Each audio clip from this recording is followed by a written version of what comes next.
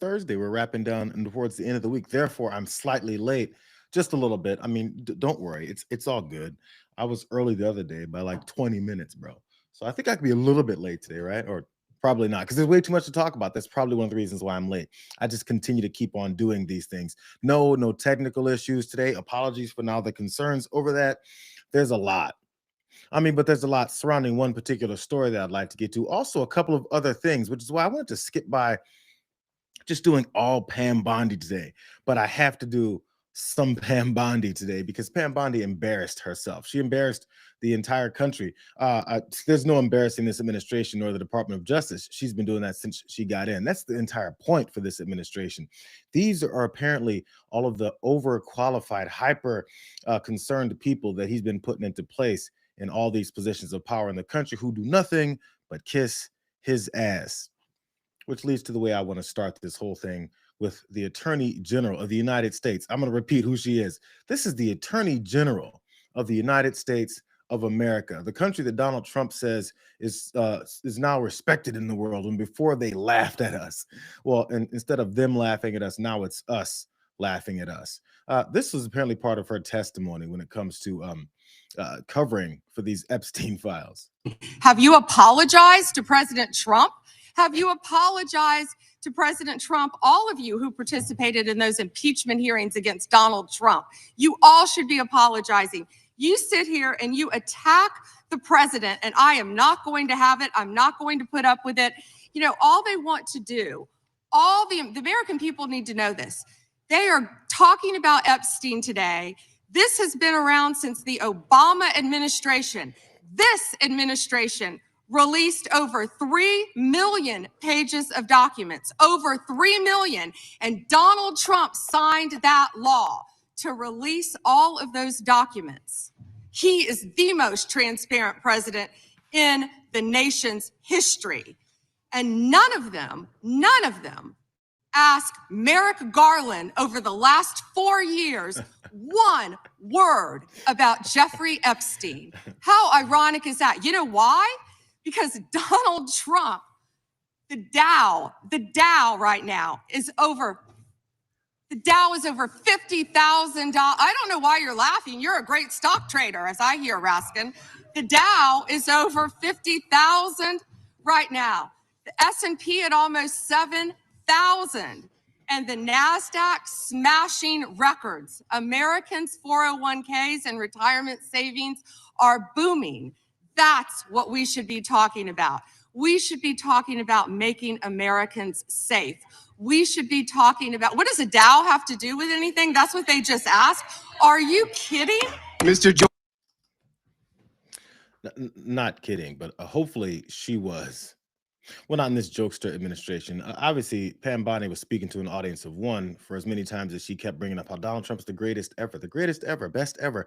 She brought up the Dow. I know you guys heard about this, but she brought it up after she was asked about how many people they're going after, considering all of these accusations, all this credible information, all the things they should investigate. That is, if they were into doing their jobs, the same job that Pam Bondi said she was going to do as soon as she got into the Department of Justice, you know, when she was flipping around binders and said she has tons of documents on her desk right then. We're supposed to forget all that stuff. But since we haven't forgotten it yet, they keep on just kind of dodging. And now they're angry at the people asking them for some accountability for all of these rich elites that are surrounding Donald Trump. It's weird. It's like they're the swamp or something. But I'm going to throw it back even further than when she came in as the Attorney General. But when she was then running for her positions down in Florida, this is her campaign ad for Florida Attorney General. Pay attention to who it is that she wants to go after. Florida ranks 3rd nationally in calls for help for human trafficking, where young women and children are enslaved and abused. I knew we needed all hands on deck. Businesses and hospitals to spot it, our great law enforcement to stop it, and tougher penalties to punish it. We're taking on Medicaid fraud, pill mills, gangs, and more. And I'll fight to put human trafficking monsters where they belong, behind bars. Pam Bondi, our Attorney General. Oh boy, she's going to fight to put those human traffickers behind bars. That was Pam Bondi when she kept talking about what the rest of MAGA Republicans always talk about: going after human traffickers, going after child sex traffickers, going after people who abuse children. What about the children? Family values, all that stuff that they always keep on saying. But now the Dow is $50,000. I mean, 50,000. And what else does that have to do with anything? Did you know that we're making tons of money, bro? Did you know all these rich people are making a lot of money? What are you guys concerned about? Aren't these just a bunch of like forgotten children that we stole and then trafficked? And according to the files that she doesn't want to, admit to more of, murdered, threatened their families. A lot of survivors that came forward have been asking for some accountability, but who cares about them? This is Pam Bondi's show. And like I said, she had an audience of one that she was speaking to, and she had more moments than that first embarrassing one. It was like riddled with them. Mr. Chairman, I would yield back. Gentleman yields back. May I answer? Attorney General can respond. I find it interesting that she keeps going after President Trump, the greatest president in American history. And if they could maintain their composure, this isn't a circus, this is a hearing. I find it interesting she keeps going after Donald Trump. She doesn't say how much money she took from Reid Hoffman, did you? And nor did Mr. she Chairman, post regular anything. order, please. She Regular posted order. nothing on her X account, on her Twitter account during the Biden years. Gentle lady. And yet now, there all was of no a sudden, question she's asked. going after Committee will be in point of order. There was files. no Committee will question be in asked order. of the Attorney General. She doesn't just get to. Committee will be in order. I have a point of order, Mr. Chairman. Committee will be in order. Point of order, Mr. Gentle Chairman. lady can state her point of order. When a witness attacks, Not a valid point of order. You got to state. She hasn't completed her point of order yet. Got Please it. let her speak, Mr. Chairman. Let's have some regular order here. Regular order is you got to state the rule. And she I am didn't do it. trying to make a point of order that the witness, What without- rule are you referring to? without responding to a question, has attacked me personally. I think it's pathetic that she can't answer the questions and First instead time is that attacking is not even close members to a of the point of committee. order. The gentleman. Jim Jordan there carrying the assist, considering he has a little bit of a shady history when it comes, to being near sexual harassment and abuse that is around folks that were part of a college program in Ohio. He's comfortable in his position. They're trying to stand up there for Attorney General Pam Bondi and her craziness. There was a little bit more. I want to play all the hits before we really get into talking about how embarrassing this really is for her, specifically her. So I really have just one question for you. How many of Epstein's co-conspirators have you indicted? How many perpetrators are you even investigating?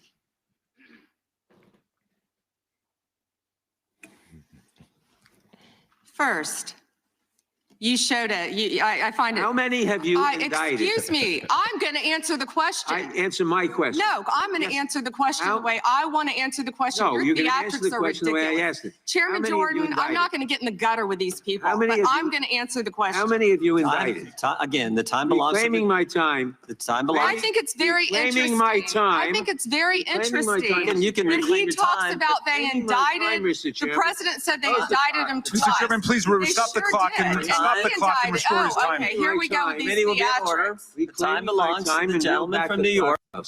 So I This is like, an elementary school, bratty little elementary school kid coming in to answer questions, very simple questions that she refuses to answer. I'm going to answer the way I want to because my dad said I could. And then she even reached for Chairman Jordan, can you please help me out here? Because I'm cornered. They got me cornered. I don't know why I showed up here today anyway. I should have just, ignored all of these requests for me to come in anyway and made myself look just as bad, if not worse, for avoiding this. Actually, in my opinion, it would have been better if she just didn't show up and let everyone speculate on all the things that she would have lied about, rather than sitting in here and going to screaming again. It was crazy, bro. It was constant. Anybody that brought up a very normal question, there was people who came in there very calm, didn't even want to get too excited and push back on her and then be accused of being performative because she was being performative just to talk to President Trump. Was he sky watching and was he applauding from his TV while sitting on the toilet? Was that what's happening? Because she also pointed out he's the best president in the history of the United States. This is the Attorney General of the United States. There was other moments when she was talking about whether or not the other side is doing something different. When talking to Jim Jordan, while she was battling with someone asking very normal questions, the Attorney General of the United States is talking about the other side.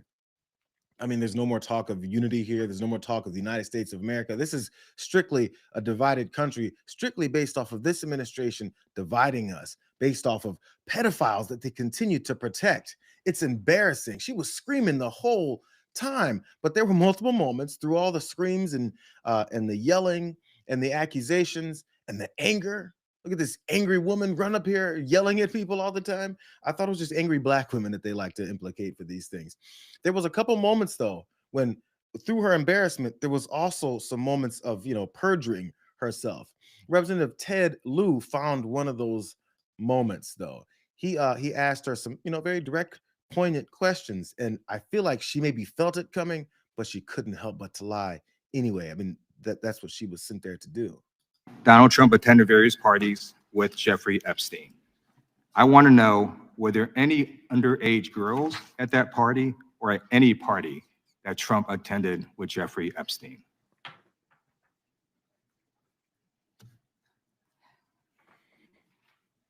This is so ridiculous, and that they are trying to deflect from all the great things Donald Trump has done. There is no evidence that Donald Trump has committed a crime. Everyone knows that. This has been the most transparent presidency. He's the one that asked that those files. I'm reclaiming my time. I got your answer. You said there's no evidence. Trump asked Chairman, please stop the clock. Please Stop the clock. the legislation. This is Time. this is like to ridiculous. reclaim my time. Time belongs to the gentleman from California. Okay. That was a long pause there, Pam. Oh, he asked a very simple question. Were there underage girls at the party that Trump and Epstein would attend together? Because we know they attended parties together.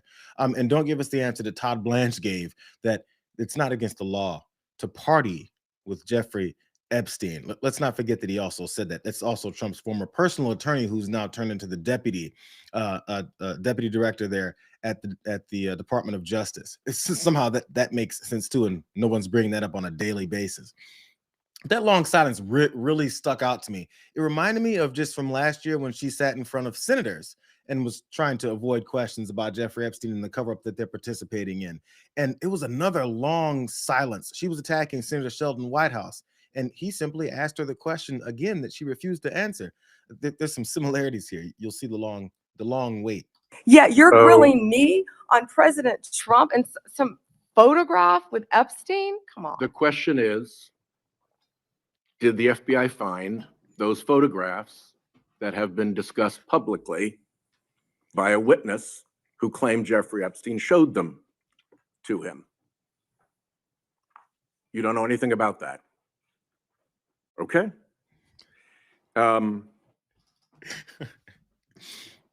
She was going through her flipping through all the notes in her brain about all the insults that she could pull back up because she'd already wasted them on White House before that, and he just simply asked the question again. She couldn't know that was not like a freeze frame. That was not a manipulated video. This woman sat there and froze when he asked her about that picture that's been described of Donald Trump pants down with stains on them and young girls pointing and laughing. She had no answer, just like she didn't have one for Ted Lieu, which let's get right back to that interaction with Ted Lieu, because it didn't end with her silence and her not wanting to answer those questions about whether or not Donald Trump was hanging out with Jeffrey Epstein with underage girls, which, there's no evidence of that, she said. There's nothing in those files. There's evidence of that. There's a reason that Ted Lieu asked her that question. I'm going to put up another document from a witness who called the FBI's National Threat Operations Center, because I believe you just lied under oath.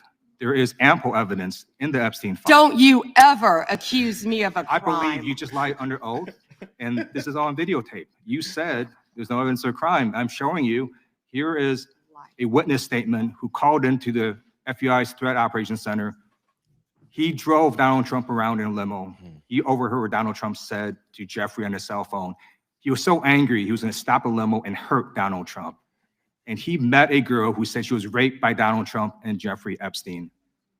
She later had her head blown off, and officers at the scene said that could not have been suicide. No one at the Department of Justice interviewed this witness. You need to interview this witness immediately. Epstein should rot in hell, so should the men who patronized his operation.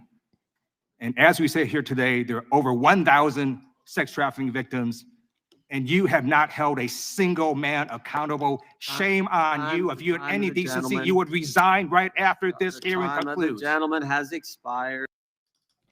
I feel like Jim Jordan was tired of saying that all day. Oh, so he is expired. She's already beat up against the wall. It's already over. Her argument has been dismantled. Okay, fine. She perjured herself. But you can see how the silence, there was no screaming back and forth once he pointed out how he directly had this evidence that has not been investigated within those files that accuses Donald Trump of those things that she said nothing is accusing him of within those files. It's like they forgot that they released some of them. I mean, enough to nail them on all of these arguments that they've got. But I wonder if there's going to be a follow-up, though. Like I've been saying, we always see them perjure themselves. Kash Patel did the same thing. Now Pam Bondi's doing it. We see them lie on TV all the time. We see them break rules and break the law and ignore the Constitution, and there's never any accountability. We're going to have to keep waiting until there's some midterm that they're trying to stop from happening before we get any of that. And I'm not even sure, say there's a landslide of Democrats at the end of this year. I still wonder, are they going to actually go get all of these perpetrators, from these ICE Gestapo members all the way down to the members of this administration who are breaking the law and are hiding all of these pedophiles? But I did mention Kash Patel and them and how, you know, he was lying at another hearing. Thomas Massey was the person that was questioning him on that, and he kind of nailed Pam Bondi in a similar way, specifically about how they continued to redact the names and faces of certain people while they exposed all the survivors here. Let's watch this. Who's responsible? Are you able to track who in your organization made this massive failure and released the victims' names? Are you able to track who it was that obscured Les Wexner's name as a co-conspirator in an FBI document? Do you have that kind of accountability? I believe Wexner's name was listed more than 4,000 times. Yeah, I already told you that. This is where he's listed as a co-conspirator. Can I finish my answer? Come on, let me finish my answer.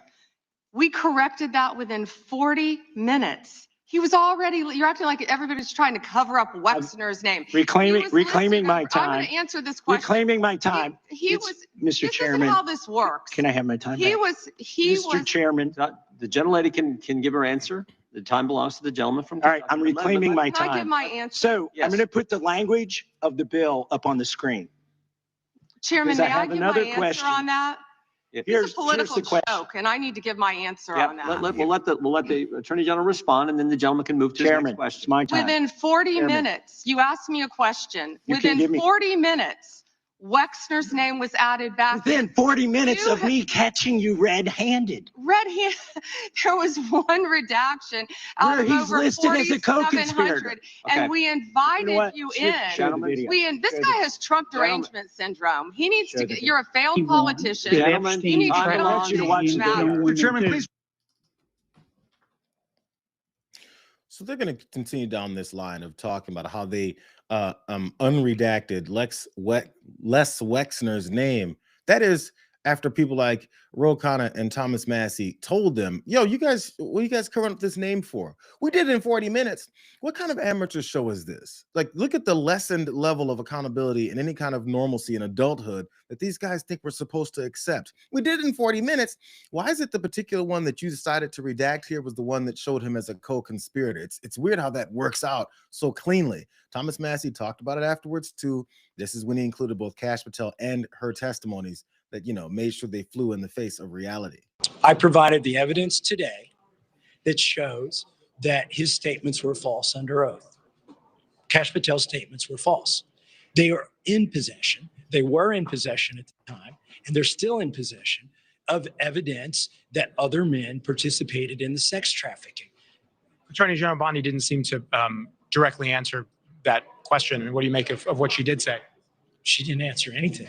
She came here just ready to talk about the Dow Jones and the NASDAQ, which seems kind of crazy to me. You're right, Thomas. It was kind of crazy. But don't you dare accuse me of committing a crime. What's that going to do for you? Are these supposed to make her look good? Like, you're supposed to yell, shout, get angry, and this is supposed to somehow make you look good. I wonder when they're going to do something about Kash Patel and his lies. Because again, let's not forget, I really hope we don't forget, and I'm glad Massey's making sure that they don't forget. He said they have no evidence within those files that there's any other co-conspirators, that anyone else was a part of the human trafficking and sexual abuse of these children. Except the president, who told them to shut down any and all investigations. He's listed thousands of times. Like, we can't really forget that part because it's the reality of what it is that we're looking at. There was other embarrassing moments, though. Let's shift to a time also when Premier Jayapal, Representative Jayapal, came in and asked for the survivors who were sitting right behind Pam Bondi what their thoughts were, at least what their interactions have been with the Department of Justice. I'm not sure if she saw them come in, but she was probably sweating the whole time when she saw them do this. To the survivors in the room, if you are willing, please stand. And if you are willing, please raise your hands if you have still not been able to meet with this Department of Justice.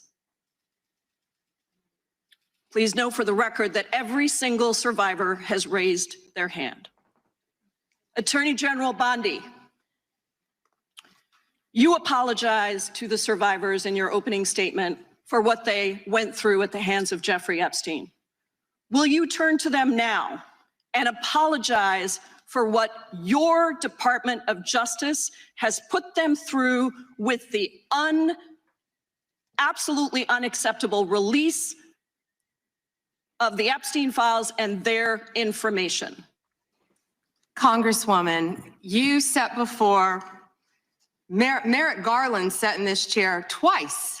Attorney General Bondi, No, can I finish my answer? No, I'm going to reclaim my time because I asked you a specific question that I would like you to answer, which is, will you turn to the survivors? This is not about anybody that came before you. It is about you taking responsibility for your Department of Justice and the harm that it has done to the survivors who are standing right behind you and are waiting for you to turn to them and apologize for what your Department of Justice is. She can't do it. It was a really long-winded way of saying, hell no, F those survivors. We haven't been thinking anything about them. Because, you know, they keep talking about how they're doing something about it. And what they want to do is get to the bottom of these things. James Comer keeps saying it. Well, I guess Pam Bondi stopped saying it. And Donald Trump's calling it a Democratic hoax and saying, why don't we move on? Jeffrey Epstein is long dead. He's already been taken care of, is what Donald Trump wants to make sure people really realize. But I stopped them in the middle of that as Representative Jayapal was going through all that, because I just had to point out, is there like a moment afterwards? There must be, hopefully, when she leaves and goes, man, replay some of these things in her head, even for her own thoughts. Be like, no, Donald Trump sent me here to scream, rant, and yell because that's what he thinks strength looks like, whining and crying in front of folks and lying under oath. But in reality, should I have at least turned around and been like, should I have done something? I wonder if there's a thought process in her head that makes her wonder if she should have done one small thing differently and not just call everyone else a bunch of horrible people for then bringing up survivors who have been demanding accountability for all this stuff. Here's the back end of that interaction between her and Jayapal. Members get to ask the questions, the witness gets to answer in the way they want to answer. The Attorney General can That's respond. not accurate, Mr. Chairman. Because she doesn't like the answer. So, Mr. Chairman, why I have asked didn't she ask Merrick Garland this? I'm reclaiming my time, and when I will reclaim my continue to time, answer. it is Mr. Chairman, the gentlelady's I'm reclaimed her not going time. to get in the gutter for her theatrics. The time belongs to the gentlelady. The gentlelady has 17 seconds. Thank you. You're not going to answer this question, so let me just Chairman, say I'll this. direct it to What a you. massive No, I'm cover-up. answering a Mr. question. Chairman, will you restore her time? The witness is I'm not going to get interrupted. in the gutter with this woman. Stop the She's time doing theatrics. and let me have my time. The gentlelady from Washington controls the time. The gentlelady has 17 seconds. You can proceed with your final Thank you. 17 seconds. What a massive cover-up this has been and continues to be Donald Trump made the release of the Epstein files the center of his political campaign because he thought it would benefit him. Then you got into office, Attorney General, claimed to have a client list, only to then say that there was no list. Gentlelady and I has wish expired. that you would turn around to the survivors who are standing right behind you and on a human level, Chairman, Chair now recognizes the chair. on what you have done. Time of the gentlelady yield expired. back. The gentlelady, you have no time to yield back. Theatrics. We appreciate that. We appreciate the thought. I don't know. I feel like Jim Jordan's not getting enough heat for the way that he handled this whole thing. Yeah, I get people talked over time and all that. The disdain and hatred that he's got for the people who are demanding some kind of accountability for the horrific crimes that were committed against them. This entire party is making very clear to everyone that's watching and listening. They don't care. All that was a lie. Everything that they ran on and said that they care about is a lie. The next time they bring up child sex abuse, next time they bring up murder, the next time they bring up drugs, the next time they bring up anything that they said they're trying to protect the country from, remember that they're ignoring victims who are right behind them, who just said, we want some accountability. We've got all this information. When are you going to do something about it? It wasn't even the only time. Representative Dan Goldman also did a similar thing. He asked the survivors behind her to stand up and give whether or not a testimony of whether or not they've had any contact with this Department of Justice after they begged for information that they would like to give this Department of Justice to do something about it.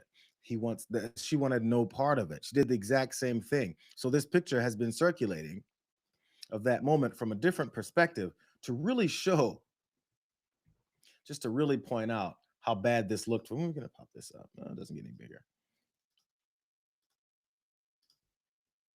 There it goes. This is the larger image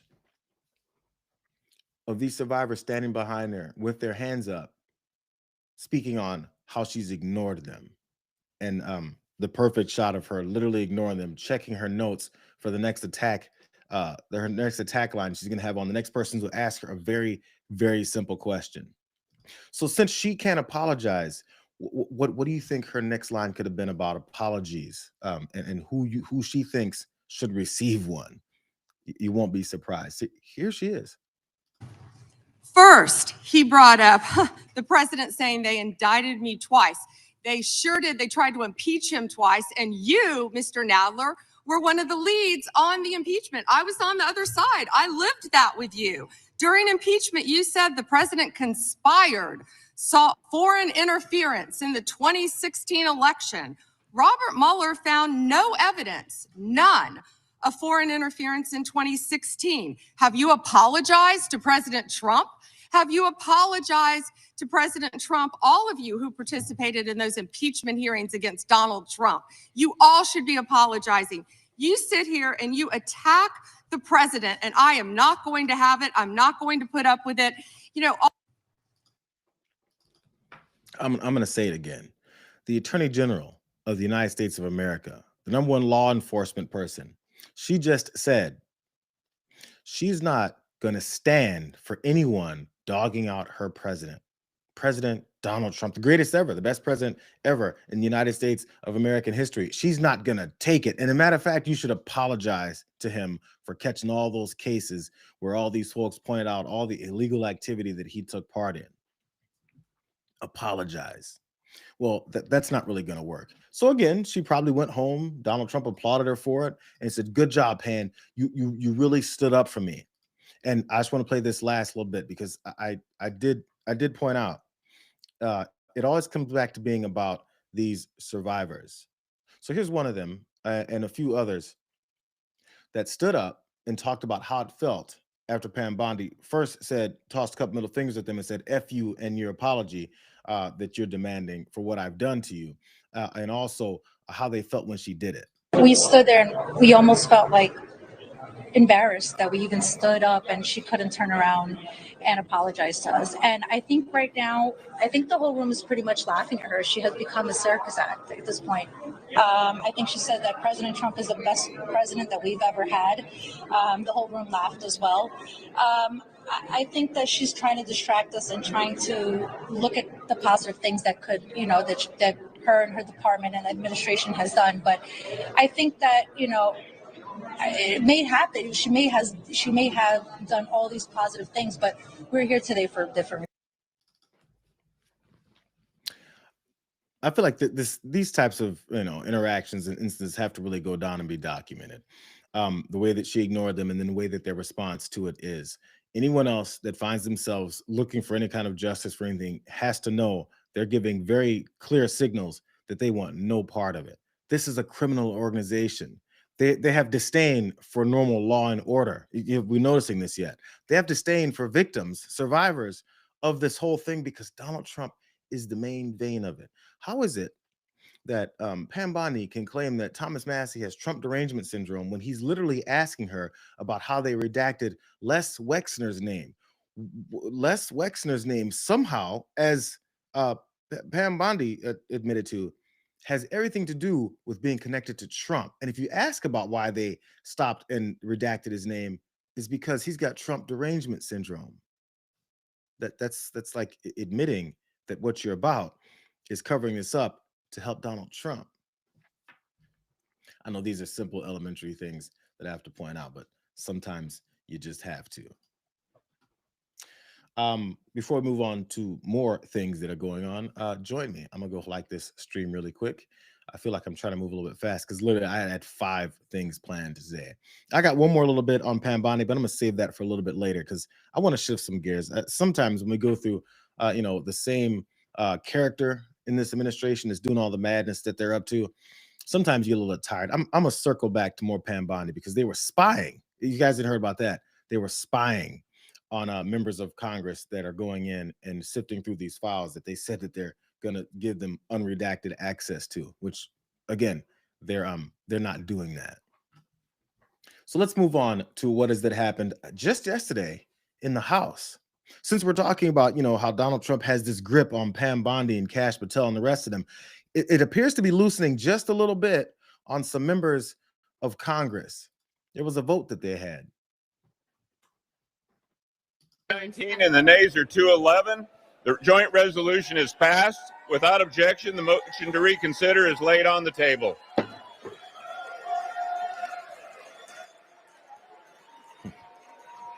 Pursuant to Clause 19 and the nays are 211. 219 to 211.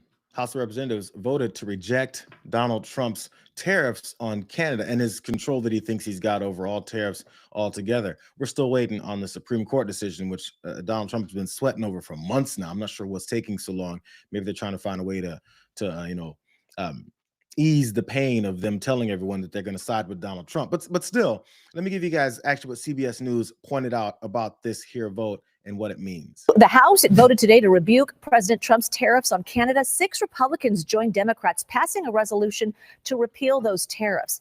It seeks to end the national emergency that the president declared to impose those tariffs. But the rare bipartisan vote against the White House agenda is largely symbolic. Actually, undoing the policy would require support from Trump himself. The resolution is now heading to the Senate. And as it goes to the Senate, we can imagine what's going to happen there. Even if it does somehow pass the Senate, it'd have to then go be approved and signed by the guy who wants to keep inflicting these tariffs on the country. I mean, not on other folks, it's on this country. And it's really could be cooling off of their potential for doing this. Because right before or during this vote, Donald Trump posted this. He doesn't look like a dictator or fascist at all. Any Republican in the House or the Senate that votes against tariffs, all in capitals, will seriously suffer the consequences come election time, and that includes primaries. Our trade deficit has been reduced by 78%. The Dow Jones just hit 50,000. It's weird. Pam Bondi was repeating that same talking point. The S&P, 7,000. All numbers that were considered impossible just 1 year ago. In addition, tariffs have given us great national security because the mere mention of the word has countries agreeing to our strongest wishes. Tariffs have given us economic and national security, and no Republican should be responsible for destroying this privilege. So we got national security from it. We've got apparently great tariffs that are benefiting the American people, which I guess no one really agrees with, but they'll just keep saying these types of stuff. But even though, I don't know if Kevin Kiley is a Republican out in California who's one of the 6 defectors from Donald Trump and his grip on this party. I'm not sure if he read the post before he then made his vote, but he went on TV to explain why he voted against Donald Trump. First and foremost was a big problem for me is this attempt to reduce the power of members of the House. And then this is also, just authority that the House of Representatives has under Article 1 of our Constitution. And I think that, it's important in our system of checks and balances that we protect the powers that belong to our branch of government. It seems pretty straightforward. This guy apparently defects from the directives of Donald Trump and is like, I guess, some new maverick, one of the few people who's willing to break free just by saying we should protect the powers that our branch of government normally holds instead of continuing to give everything away. I don't know to whatever degrees Kevin Kiley has voted to allow Donald Trump to steal more of their powers, but on this one, he's on the right side. I would love to see some of the others. Maybe I should have checked that out beforehand because, again, it's hard for me to really trust anyone who has any little bit of like backbone against this guy because it's probably their first instance of it. Some of the other folks that were on part of this whole thing that they're retiring, like Don Bacon. I'm not know he was a senator though. Don Bacon was on the list because he's leaving, but Thomas Massey was on the list. So several of these folks did come out against it, and as was pointed out, it's not likely to really turn into law. That is, unless the Senate and the House have some veto-proof majorities, which we all know how hard that is to get. But to make sure, Mike Johnson, the wart that's on the back of Donald Trump's ass, unsurprisingly, he was against this. Here's some from Politico about this situation. House Speaker Mike Johnson tried to block that vote from even happening, fearing the political fallout for his GOP members. Yeah, fearing the Donald Trump fallout for his GOP members. Trump's tariffs have proven politically unpopular over the past year. That's what a political poll found, that self-identified MAGA Republicans are split on those, and Democrats have overperformed in these off-year and special election campaigns that have focused on the affordability that's been harmed by Donald Trump's tariffs. Both Hurd and Newhouse said that they voted for the resolution because the tariffs are hurting businesses in their home states and because they felt Congress should have some more control. So, to these other guys, they're also in the same vein, talking about the control they need and maybe being concerned about being voted the F out. It still might not work out well for them because anytime you have an R behind your name, I feel like in the upcoming elections, if they happen, you might just get written off altogether. Here's the last little bit from Politico about this. Republican leadership urged members to weigh in on tariffs until the Supreme Court determines whether Trump overstepped his authority by implementing them. And it's a ruling that could come as soon as next week. I've been hearing it's coming as soon as next week for months. Mike Johnson's bid to restart House Republicans' nearly year-long blockade on tariff votes also failed. That is a couple days ago, after a handful of these Republicans joined Democrats in rejecting a procedural maneuver that would have established a moratorium on those votes until August. Mike Johnson didn't even want them to vote. Mike Johnson's so afraid of the reality and the outcome of votes. If people start, voting their mind and actually listening to their constituents, he wants to block it all together. Mike Johnson, the same guy who will complain about government shutdowns, the same guy who will complain about he previously talking about the weaponization of everyone. That is until Donald Trump started doing it.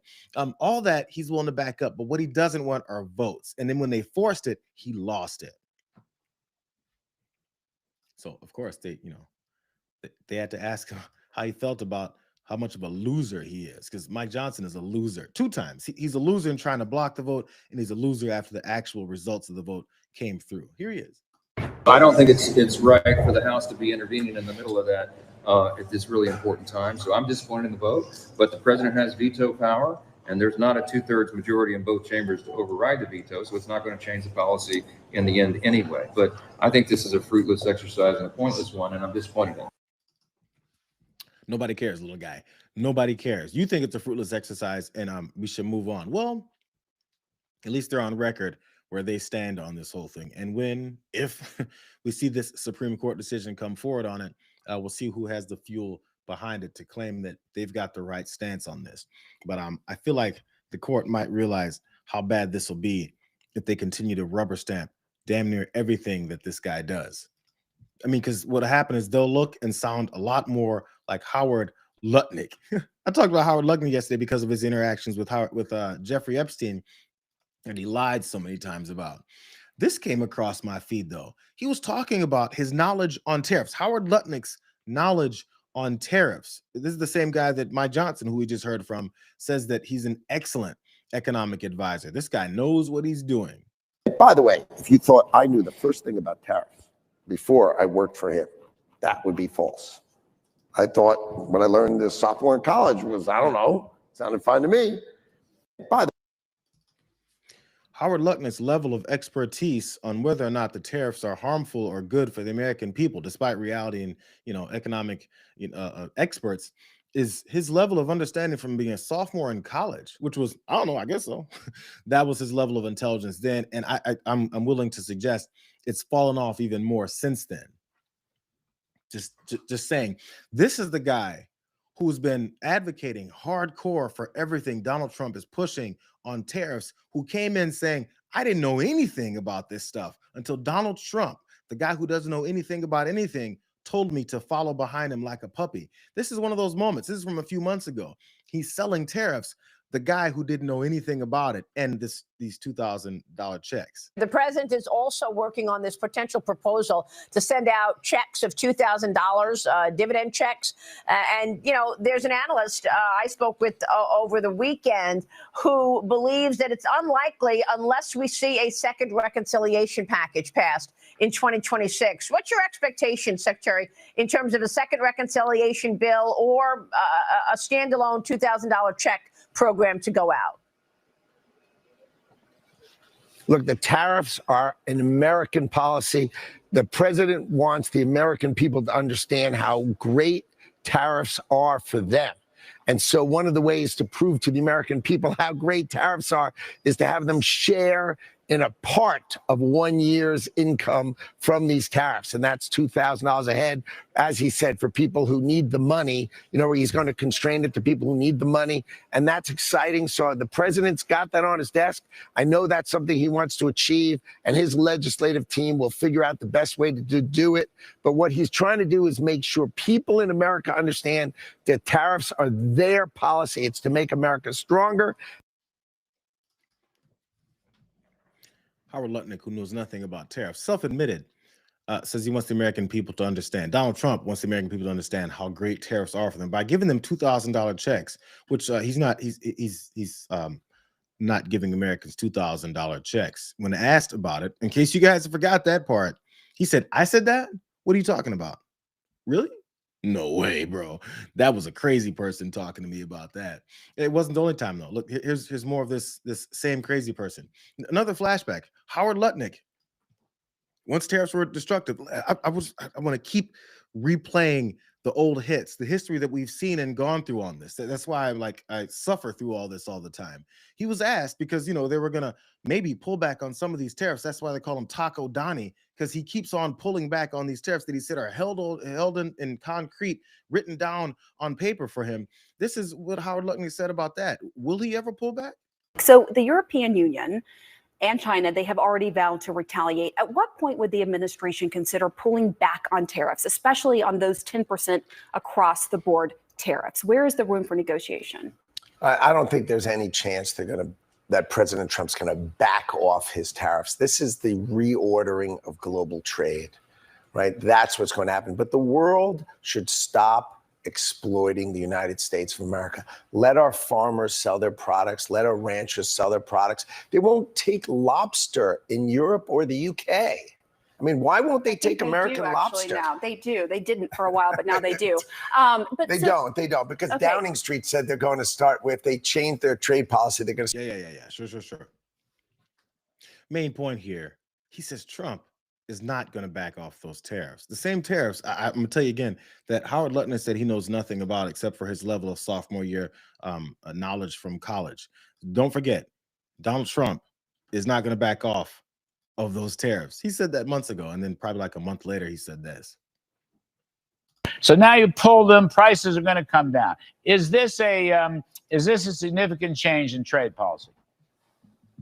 No, if you understand where Donald Trump comes from. So when we started this process on April 2nd, he wanted, as you know, trade deals. Let's just go make trade deals. If a country makes a trade deal, we'll give them coffee, we'll give them cocoa, we'll give them bananas, we'll give them papayas, we'll give them generic drugs, we'll give them all these different things if they do a trade deal with us to make sure our exporters, if you produce in America, you can export your goods. Finally, the president has got your back and let you manufacture in America and sell it. All right. And what happened is the president said, look, it's been 6 months. It's time. Let's just wipe the slate clean. If people haven't made deals with these smaller countries, it's okay. Let's cut the price on all these unavailable natural resources. He's going to use the power of what he has created to bring these prices down so that by Christmas, the prices in America are lower and lower. Are they? Also, I heard, in case you guys forgot, I just played how he said he's not going to be pulling back on any tariffs. Not going to happen. Now, suddenly, him pulling back on tariffs, that is before Christmas. Pulling back on tariffs is him utilizing the power that he's brought forward for his tariffs to then say, it's been 6 months. It's okay. It's time. Let's wipe the slate clean. They don't expect people to pay attention to the things that they say. But then right after they say it, they go right back to the, the BS that they've been talking about. We'll see if it holds. If anybody's smart in the Senate, they'll vote overwhelmingly against this to maybe, grab a little bit of their power back. And if the Senate, if the Congress wants to go and tariff all these countries stupidly, then maybe they should do it themselves, like with some power that they have, rather than handing the keys over to Donald Trump. It's crazy. I got something else I want to talk about, though. I feel like there's like a rotation of things. Lately, it's been the Epstein files, which I'm glad has made a resurgence, but it's only because they've been forced late by like a month and a half to release some of those files. And now they're stumbling and bumbling and fumbling in front of everyone. But do we have any updates on what's going on in the streets of America? For everyone that's going to take off, I might be able to squeeze this in. Hang in there with me, because we got some updates coming out of Minnesota in this next story. But first, I did talk yesterday about the conditions in these detention centers. One particular man that's in there came out talking about how it's a modern day concentration camp. So Representative Jason Smith, Republican who walks on his knees behind Donald Trump, he came forward to talk. He was asked about this. Check out this weird thing that keeps coming from MAGA Republicans: disdain for humans, specifically Americans.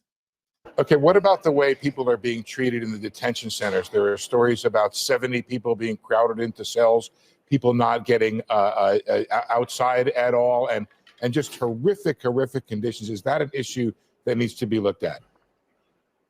I'm sure that those conditions never existed under Joe Biden or President Obama. It only happens under a Republican president. I'm sorry, sir. I'm not asking about Biden. I'm asking about the conditions right now in the detention centers and whether or not you think those are humane and need to be reformed.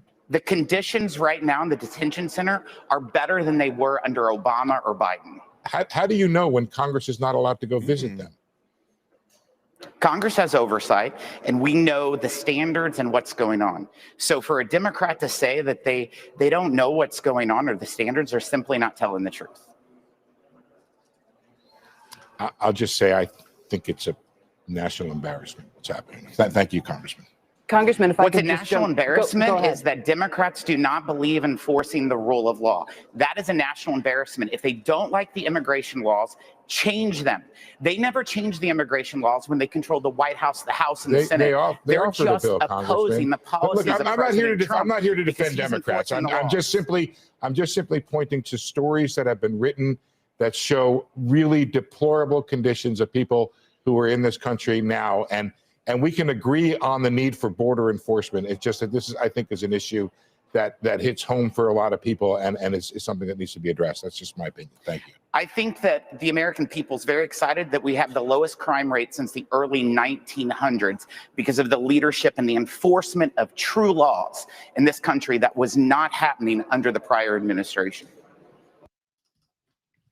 It's really weird. There's this weird deranged like anger that comes from all these folks. Do they go in some kind of like, chamber when they meet Donald Trump and go in the corner, go in a chamber and their brain gets like fried? Do they come out just angry and only focused on pleasing him? Like it's everything. Like politicians who would lie to you, they've always been doing it. They would at least have to act like they gave a damn about anyone else while they then, still don't do anything. We've gotten to the point where they don't care anymore. It's straight up. Who cares? Did you know that the conditions are just as bad as they were before? How would we even know that?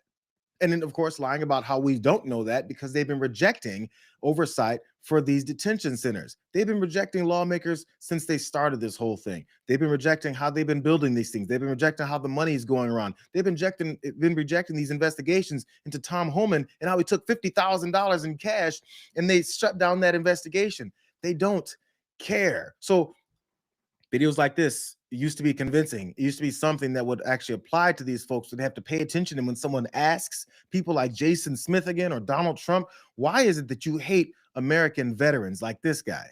Get a sense of betrayal because people like myself and other who I've served with have this like picture of our government or doing like the good thing and enjoying our service, loving our country, loving our flag. And then we come home or maybe we're not home and these things are going on in our communities. It's not right. And it's not something that I would have ever thought I would have lived. Get a sense of.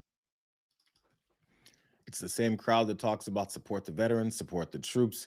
But every time one of them, as his father got abducted by these, Gestapo agents, he feels a sense of betrayal. If a U.S. Marine, as this guy is, says he feels his country has betrayed him after his service because of how they treated his family and his father, usually that'd be like devastating to a group. Instead, it's middle fingers. So what do you think they're going to do or care about when it comes to the way people then approach them with normalcy? Ask them to maybe appeal to their better angels, whatever that term is. Here's potentially one of those better angels. Again, military, they don't give a damn about. How about the fake Christianity that they always talk about? Their fake connections to God. Here's a is it a bishop? Is a reverend, a Minnesota reverend, talking about how he's experienced the situations that this president and his administration has unleashed on Minnesota. As a pastor, a father, a husband, and a citizen, I live by faith. Faith that my children will come home safely from school. Faith that my wife will move through her day with her dignity intact. Faith that my congregation will find comfort and courage in the teachings of Scripture. And faith still that this country can learn from its past and move closer to the promise of its Constitution. But I must be honest, the last 2.5 months in Minnesota have tested that faith.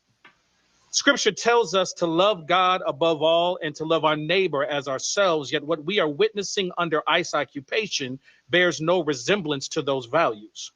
I have personally been stopped and aggressively confronted by ICE agents while escorting frightened neighbors, encounters that only de-escalated when they saw my clergy collar and decided in their words that I was not Somali. I have watched families who did everything right live in terror because of their skin color, their accent, or their faith, and I have attended too many vigils. Why would they care about that guy? Why would they care about the fact that he's speaking up for his community from a position of being, a leader in religious groups? I mean, he's black. Man, it's really going to be a problem for them now. He doesn't count. He's a black reverend. We don't care about them. This is the United States of white supremacist America. Did you know Donald Trump has been implementing this since he stepped back into office? That's been pretty straightforward.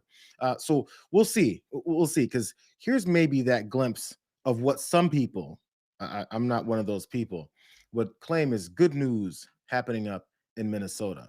I mentioned before how Tom Homan came with this softer tone, how there's been some issues going around. We kicked Greg Bovino's dumbass out of the state and sent him back to California. Here he is again now with an update on what's going to happen in Minnesota. With that, and success that has been made arresting public safety threats and other priorities since this surge operation began, as well as the unprecedented levels of coordination we have obtained from state officials and local law enforcement, I have proposed, and President Trump has concurred, that this surge operation conclude. A significant drawdown has already been underway this week and will continue through the next week. We have a lot of work to do across this country to remove public safety risk who shouldn't even be in this country, and to deliver on President Trump's promise for strong border security and mass deportation. Law enforcement officers drawn down from this surge operation will either return to their duty stations or be assigned elsewhere to achieve just that. With that, I'm not really sure why Tom Homan was struggling so hard through that. But apparently, the message is the surge has been completed. Well, how they use it, the surge operation will conclude. How many people are they taking out? Because remember, they sent in about 1,000 more. By the way, if people are going to start celebrating and talking about how the surge operation is concluded, it means that they're drawing down from the 2,500 to 3,000 that they added from the original 2,000 up to nearly 3,000, and the surge is going to conclude. So they're going to keep the couple thousand in it that were harassing and terrorizing communities before that. I guess the main thing that they probably gave them some directives of was, okay, maybe guys don't kill people on video. If somebody's recording you, make sure you don't murder them then, because that's gotten us in all kinds of trouble where we can't even have our surge anymore. Instead, we'll just have 2,000 people still in the streets of Minnesota and act like it's something that's supposed to be normalized. This is the normalization of military in our streets. And if they're going to think we'll accept it there, they're going to move on to, as Homan pointed out, to other cities in the country and have military presences all through there to also do what Steve Bannon said they should do. Have these ICE agents hang out in front of polling locations in certain cities and in certain areas and in certain states so that they can intimidate people. It's almost like when they say make America great again, they're reverting back to all of those policies that they did back in the day with the discriminatory things towards people that they hate, strictly based off of some more white supremacy. It's right in front of our faces.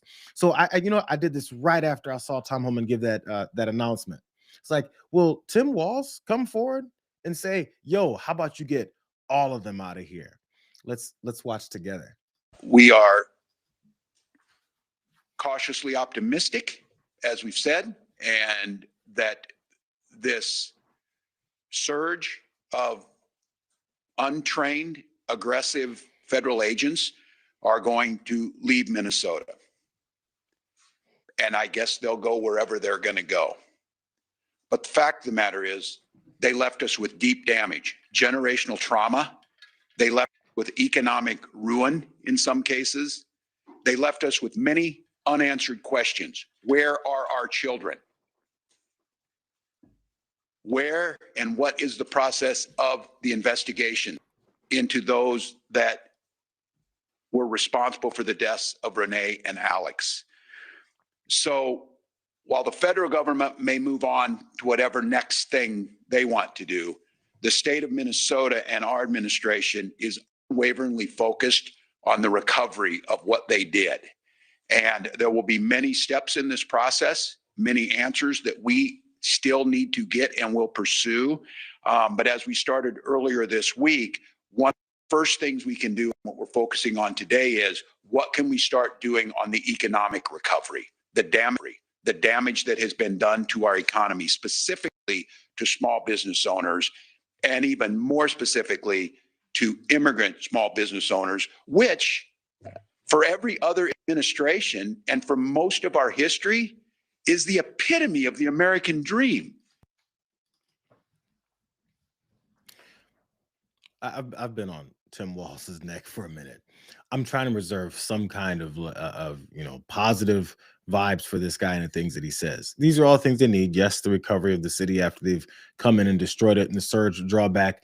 I just wish he didn't allow this surge pulled the drawback to be something that he thinks is them actually leaving. Does he really think that they're all leaving? Because that's not what he said. It's not what Tom Homan said at all. So as you demand should be for some economic help from the federal government who destroyed the city in multiple ways. I'm not sure how they'd get it. I just wonder if maybe you speak a little louder and more forcefully, people will pay more attention and understand what it is that you're demanding. Not asking, requesting, and hoping and planning and long scale for, but bringing up as quickly as you guys brought all these people in and have been hoarding money from the American people to fund all of this is how quickly we're going to need our damn money back. How you're going to have to rebuild this. How you're going to have to build some trust back in this community by getting the hell out, or else it's not going to get any better for you either. These are uneven dealings that this guy keeps getting involved with. He's optimistic. He's cautiously optimistic. Okay, fine. I said I'm not going to get too hard on him, so I'm going to stop there. Maybe. Tim is all over it. Let's put it that way. I'm all over this too, but I got one more thing I want to talk about. I know you guys may be taking off to go to the damage report, so enjoy that. I'm glad you guys were here. Enjoy your Thursday. If you're just leaving, if you're waiting for the end of that story, I'll see you guys all tomorrow as we have, our Friday with our weekend beverages ready to go on tap. Mine's in the fridge right now. You guys know what it is. I haven't got a useful alternative yet, but I'm not done. For all the folks that are willing to hang out for another few minutes, maybe 10 minutes or so at best, I want to go for one more piece of what Pam Bondi was up to. Let me see if I can get this since I skipped it the first time. So see you guys later. Appreciate you. Love you. I got one more thing to talk about. Sorry. Here it is. Because apparently, while all the battles and yelling and screaming was going on with Pam Bondi in this hearing there in Congress just on Wednesday, apparently they had prepared even more than all of her insults and her attacks on anyone who's asking her normal questions about the Epstein files. What it is that's happening is they've given all this information, supposed to be unredacted, but it's not, to congressional members to go and hang out and look for all of these files for anything that they may be looking for. What they didn't tell them was these congressional members aren't the only ones that are looking. Another photograph for you to take a look at. These are notes that the Attorney General brought to the hearing today. Okay, it was captured by a photographer who was in the room. And this shows a list of Democratic Congresswoman Pramila Jayapal, you saw her in some of those clips, of her search history. And this, of course, lawmakers are allowed now to go to a DOJ facility, to sit down at a computer and to search unredacted files. We have learned from this photo that the searches that members of Congress are performing are apparently being tracked and then read by the Department of Justice, by the Attorney General. What do you make of that development? Well, it's a surveillance of Congress by the Trump administration. It's wholly improper. Another photograph. I don't know, man. Okay, fine. I think it's Representative Lofgren who was answering that question. The bottom line here is they were monitoring the searches for these congressional members who came in, that were given access to the Department of Justice Epstein files that they were actually under law supposed to be given a long time ago. But they're monitoring them. Why would you have to monitor them? I mean, we know that they're going to come with all this information. Maybe they want to make sure they're seeing what is that these folks, particular ones, are seeing, and then they have a way to then dispute it, push back, or maybe even scream and yell at them. There was multiple responses from these lawmakers as they stepped out of the Capitol, understanding what it is that Pam Bondi and the Department of Justice were up to. They're spying. Congressman, what did you make of the DOJ evidently tracking the search histories of their colleagues as you search for the Epstein files? Deeply disturbing that Pam Bondi had, and they had preserved essentially, as you mentioned, search histories of sitting members of Congress on the Epstein files. They were looking at what members of Congress were looking at, and they were using that, importantly, as ammunition against them, their own search histories against them in a hearing by Pam Bondi. I think that we all saw today the performance that she had. She was screaming, thrashing, and I think it is because she knows that she is implicated in a massive cover-up to protect a powerful ring of pedophiles through the redactions of the names of perpetrators, the holding of 3 million files, the moving of the unexplained moving of Ghislaine Maxwell into a new cushy facility. All of these things are what she personally oversaw, and that's before even digging into whatever questions may arise from her history in Florida. And I think that her thrashing and her very erratic performance today pointed to the fact that there are real questions that point to the DOJ under her leadership, and her leadership specifically, as well as her role in all of this.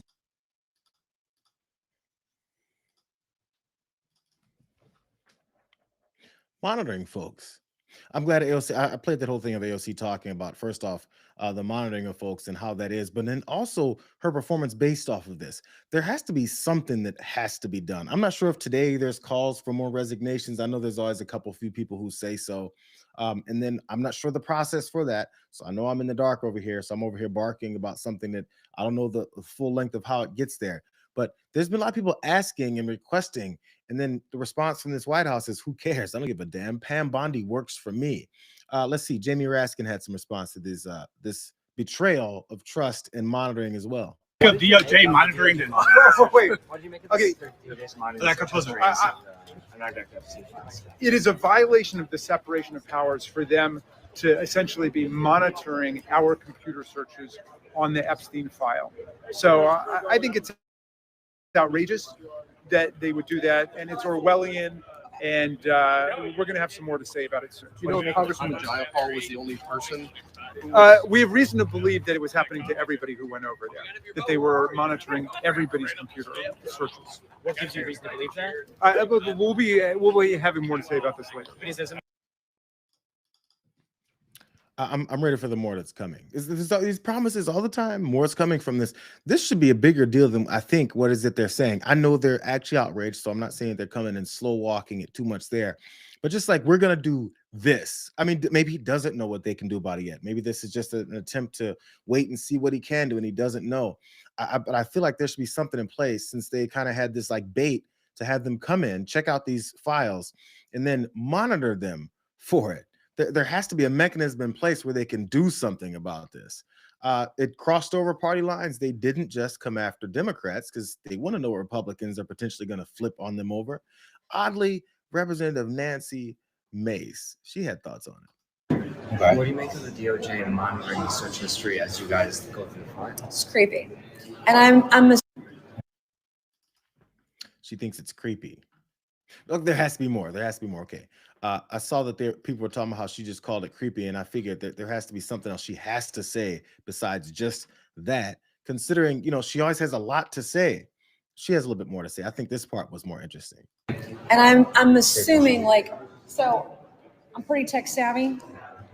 I played around with the system. They're tracking every file that we open.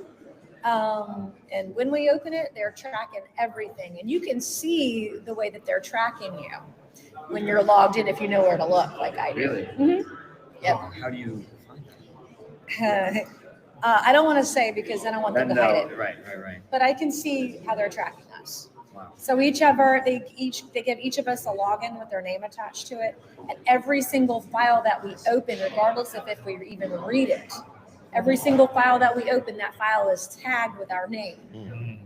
So they get the search history and the files that we opened. Everything. How easy is it to even navigate?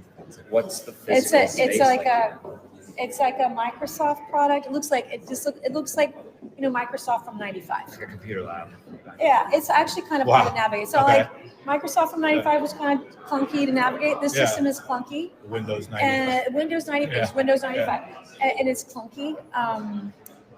But by the second day I went today, I kind of got it all figured out and how to do what I need to do to find what I want to find. Did you think there could be some court?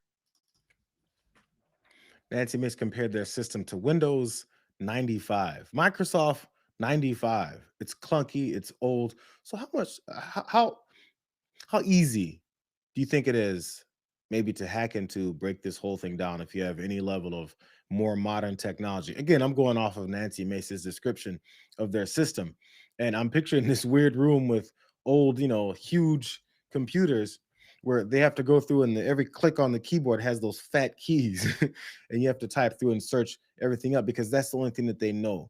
And apparently that's what they're using to monitor folks with.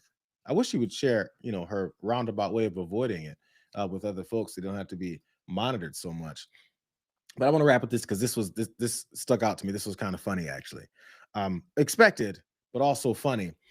This one, Representative Bruce Westerman. I hadn't heard much about Bruce Westerman. He has a foolproof way. Look, he's going to explain it very clearly as he walks out of the Capitol. A foolproof way of avoiding any of these monitoring techniques and tracking from the Department of Justice if he looks into those Epstein files. Look, it's brilliant. The Epstein files. You see that? I didn't see that. Have you gone and seen the files yourself yet? I have not. Will you plan to do so? I haven't decided yet.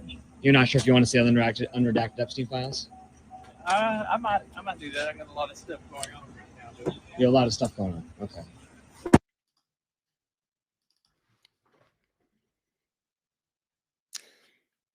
So Bruce Westerman has a lot of other stuff going on right now.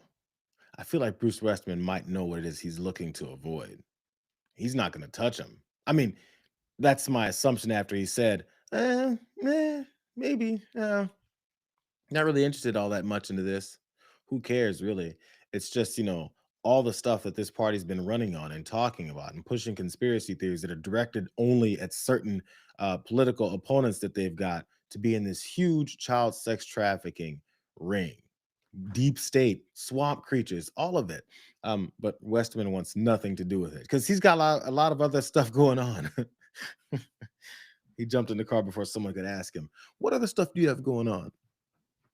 You fighting for the American street to be cleared of the Gestapo? What is it that you've got going on? He's got to hurry up and get under Donald Trump's toes. That's what he's got going on. I mean, I don't even think I'm even that outraged anymore, but like we should be. We still should be. So this is dismantling. This is falling apart. All under the weight of these files and the revelations that continue to come out. I'm going to say it like I said the other day. Imagine what's in the last 3 million that they're still hoarding, and probably more outside of that. There's millions more, and we're not even through what's on now. Well, what's been given and what's been revealed to the smallest extent that they have right now. We'll see. The slow walk will continue. And as we find out more, if we find out more, be ready for violence in many different forms from the people that he's trying to protect. I won't protect you guys from John's show anymore. Go ahead and take off. Good to see you guys. If you haven't liked the stream yet, please do so. Come back later. The stories will be up as well. Got a lot of stuff happening. But we've got Friday happening too. So we'll wrap up the week, hopefully on some decent notes. I'm going to look for some good news like I promised to you guys every day. Tell John I say hey. But until then, enjoy your Thursday. We'll see you guys on a big Friday. See you later, man.